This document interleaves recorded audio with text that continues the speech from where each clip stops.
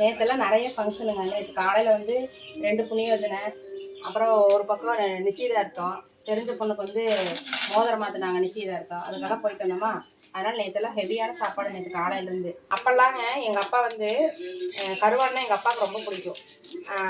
பழைய சாப்பாடு இருந்தாலுமே என்ன சாப்பாடு இருந்தாலுமே எங்கள் அப்பாவுக்கு ஒரு துண்டு கருவாடு. எங்கள் அப்பாவுக்கு இந்த மாதிரி கருவாடெல்லாம் ஒரு துண்டு அப்படியே போட்டு வறுத்து எண்ணெயில் போட்டு எடுத்து கொடுத்தோம்னா மிளகா பொடி போட்டு எங்கள் அப்பா எவ்வளோ சாப்பாடு சாப்பிட்டாலும் அந்த ஒரு கருவாடு வச்சு சாப்பிட்ருவாரு. எங்கள் அப்பா கருவாடுனா அவ்வளோ பிடிக்கும்.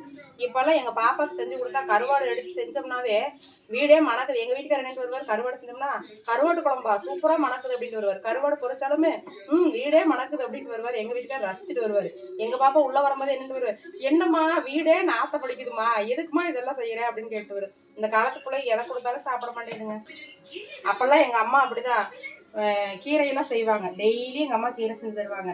ஆனால் கீரை சாப்பிட்றதுக்கு அவ்வளோ முடையா இருக்கும். இதையெல்லாம் எதுக்குமா செய்கிறேன் அப்படின்னு சொல்லிட்டு எங்கள் அம்மாவை நான் பயங்கரமாக பேசுவேன். ஆனால் இப்போ தான் தெரியுது அந்த கீரையெல்லாம் எவ்வளோ சத்து இருக்குது. அது சாப்பிட்டுருந்தா நம்ம எவ்வளோ நல்லது. ஆனால் அப்போ கொஞ்சம் கொஞ்சம் சாப்பிட்டு கழித்தா இப்போ ஏதோ ஓரளவுக்கு அது ஓடிட்டு இருக்கு. ஆனால் நம்ம பிள்ளைங்கள்லாம் என்ன பண்ணுது, இந்த காலத்து பிள்ளைங்கள்லாம் ஒன்றுமே சாப்பிட மாட்டேங்குதுங்க.